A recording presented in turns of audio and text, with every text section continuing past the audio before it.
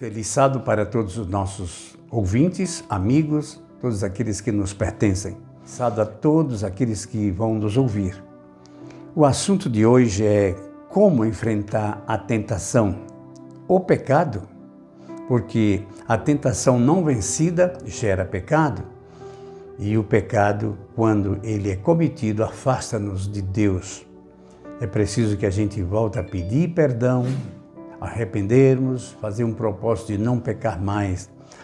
E vamos discorrer um pouquinho sobre isso e citando versos bíblicos.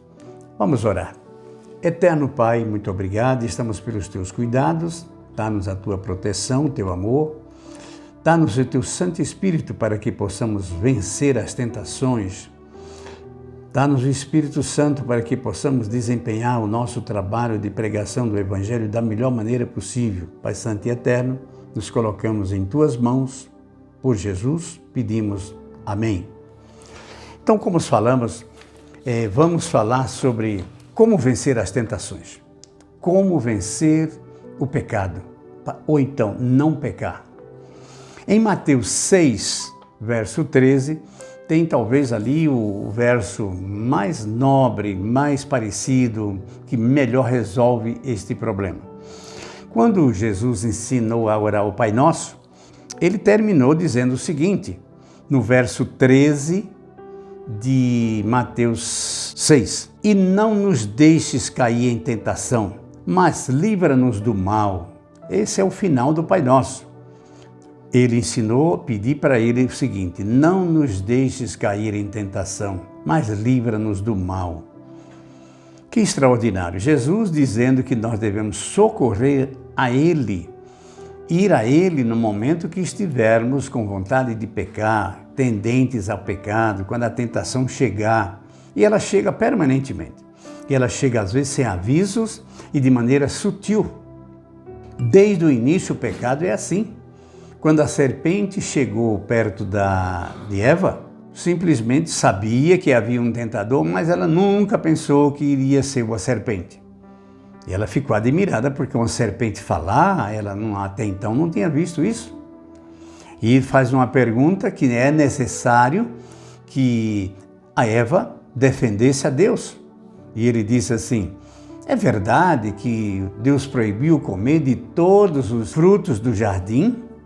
E ela disse, não, ele não proibiu todos não, pelo contrário, ele disse que podíamos comer, mas do fruto da árvore do meio do jardim que nós não pudéssemos comer, não comêssemos, porque se comêssemos morreríamos. E o que é que a serpente disse no verso 4 de Gênesis 3? Pode comer que não morre. Aí essa imortalidade, que tanta gente acredita na imortalidade da alma, foi uma pregação da serpente, porque Deus disse, se comer, morre. E eles comeram, e nós também, porque nós não passamos no teste, nem hoje e nem amanhã, somente pela graça de Cristo, com a ajuda dele. Nós precisamos nos entregar inteiramente, e cada vez que a tentação vem, antes de mais nada, dá um grito de socorro a Jesus, ao Espírito Santo, ao Deus Criador do céu e da terra e também o nosso Redentor. Então, cuidado, não acreditem que a alma não morre, a alma morre. E quem é alma? Já disse isso diversas vezes, a alma somos nós, ânima. Em latim é ânima, em português é animal.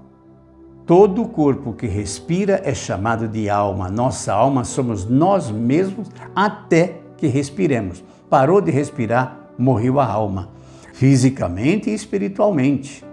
Mas quem morreu, pedido perdão, vivido uma vida em Cristo, ele disse que vai ressuscitar esta pessoa e dar nova vida. Aquele que crê em mim, ainda que morra, viverá, foi o que ele disse para Marta, lá em João 11. Bom, vamos então ler mais algum verso. E esse que nós lemos é, não nos deixes cair em tentação, mas livra-nos do mal. 1 João, capítulo 3, verso de 1 a 10, então é interessante que ele vai fazer aqui alguns comentários para nos facilitar compreender isso daí. Ele diz assim, vede que amor tem nos concedido o Pai, a ponto de sermos chamados filhos de Deus. E de fato somos filhos de Deus. Por essa razão o mundo não nos conhece, porquanto não conheceu a Ele mesmo. Se o mundo não conheceu a Jesus como Salvador, muito menos a Deus como grande Criador, Deus Pai, Deus Filho e Deus Espírito Santo. Já também falamos isso em algum momento atrás. O verso 2 diz assim: Amados, agora somos filhos de Deus. Agora quando? Depois que a gente pede perdão, faz união com Cristo e vence as tentações através do Espírito de Deus, então somos filhos de Deus. E ainda que não se manifestou, que haveremos de ser, sabemos que quando Ele se manifestar, seremos semelhantes a Ele, porque haveremos de vê-lo como Ele de fato é. Quando vai ser isso? Após a gloriosa vinda de Jesus, quando nós seremos glorificados por Ele. O verso 3 diz assim: E a si mesmo se purifica todo que nele tem esta esperança, como é puro. Todo aquele que pratica pecado também transgride a lei, porque o pecado é a transgressão da lei. O que é pecado? Quando você transgride, quando nós transgredimos a lei de Deus em qualquer um dos mandamentos, nós pecamos. E então nós perdemos o quê? A ligação com Deus, e é preciso nos arrepender, pedir perdão para que Ele nos purifique novamente. E essa vida assim até que chegar ao final, quando seremos selados para nunca mais pecarmos. O verso 6 diz assim: Todo aquele que permanece nele não vive pecando.